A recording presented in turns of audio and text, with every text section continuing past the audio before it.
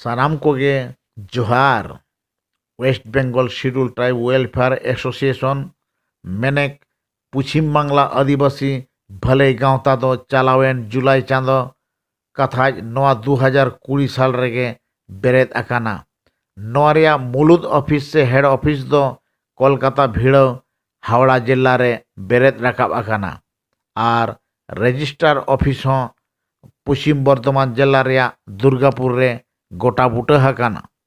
बड़ा रे ताहेनमा नोआ West Bengal schedule tribe welfare association मैंने पश्चिम बांगला आदिवासी भले गाँवता रिया मूल कमी होरा से एम एंड ऑब्जेक्टिव तो हुयुक कना फेक एसटी सर्टिफिकेट होल्डर को विरुद्ध रे जांगे दाराम और सरकार बहादुर पाहटा खोना रिजर्वेशन पॉलिसी मैंने रिजर्वेशन कोटा को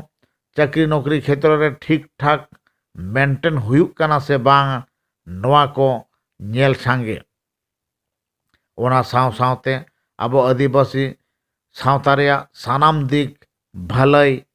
से वेलफेयर इदी कातेन कमी होरा रे गड़ो गपड़ो ताहेन। तो बयहा आर मिसी को नोआ West Bengal schedule tribe welfare association मेनेक आदिवासी भले गाँवता रेया कमी होरा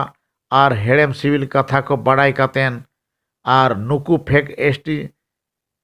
कैंडिडेट सावते रिजर्वेशन कोटा दो नोआ अक्तरे आड़ी लगतियाना मोने काते और आदिवासी महल रेया आड़ी मारांग बार्निंग इशू मोने कातेन नितम पश्चिम बांगला रेया सानाम आदिवासी टोठा रेगे से जिला कोरेगे निया खूबसूरत दिन रेगे नितोंग धाबी प्राय 14टी जिला रे ब्रांच ऑफिस मैंने शाखा ऑफिस से चांगा ऑफिस को झीज सगुन सरिया कादा। ओना ᱧᱩᱛᱩᱢᱟᱱ जिला को हुयुक कना झाड़ग्राम, मेदिनीपुर, बांकुड़ा, पुरुलिया, पूर्व बर्धमान, पश्चिम बर्धमान, हावड़ा, हुगली, कोलकाता, मालदा, मुर्शिदाबाद, उत्तर दिनाजपुर, दक्षिण दिनाजपुर और नदिया जिला। खबरिया पाहटा खना बड़ाई नामा कना जे एटा एटा डिस्ट्रिक्ट से जिला करे हो ब्रांच ऑफिस मैंने चांगा ऑफिस झीज रेया आड़ी जोर शोर तोड़जोड़ चला काना। आदिवासी को मुद्रे गपाल माराव चला कान गया और बाद बाकी जिला रे हो आड़ी सुर दिन रेगे को झीज सरिया से चांगा ऑफिस को झीज सरिया मेनते बड़ाई नामा काना। West Bengal schedule tribe welfare association मैंने पश्चिम बांगला आदिवासी भले गाँवता नदिया जिला पाहटा खोना फेक एसटी कैंडिडेट मैंने जाल सर्टिफिकेट होल्डर को पांजा नाम साव सावते नोआ संगठन से गाँवता रेया प्रचार और प्रसार दोहय लगिन नदिया जिला कुमुट पाहटा खोना जायगा जायगा रे प्रोग्राम मैंने कमी होरा को तंगे दो काना। जेमन चलावेन 8 नवेम्बर 2020 हिलो नदिया जिला रेया नाकासीपाड़ा ब्लॉक गाछा एमएस के जूनियर हाई स्कूल रे मित मारांग मीटिंग दोहो लेना। इलाका पाहटा खोना आड़ी आयमा आदिवासी गाताकरिन प्रतिनिधि को सेटर को ताहे लेना और मीटिंग से गपाल मारा पाहटा खोना सानाम कोगे आड़ी रस्क साला गड़ो गपड़ो को एमोआ सावते नोआ एसोसिएशन रेया लड़ाई रे हमेशा शामिल को ताहेना मेनते कथा को एम केदा। उनका गे नोआ गाँवता पाहटा खोना हालागे 10 नवेम्बर 2020 हिलो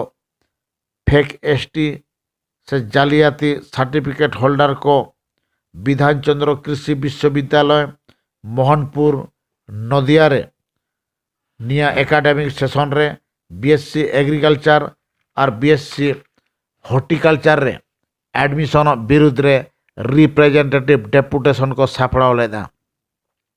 वाइस चांसलर साला न्यापाम कतेन गाँवता पाहटा खोना मेमोरांडम हो एम चाल हुई कना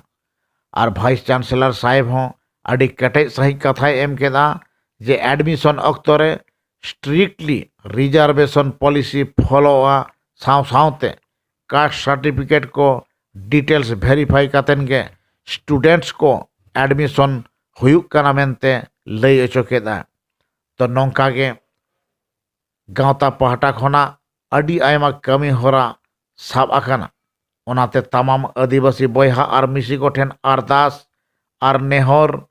जे नवा बार्निंग इशू रिया लड़ाई रे से हुलसाई रे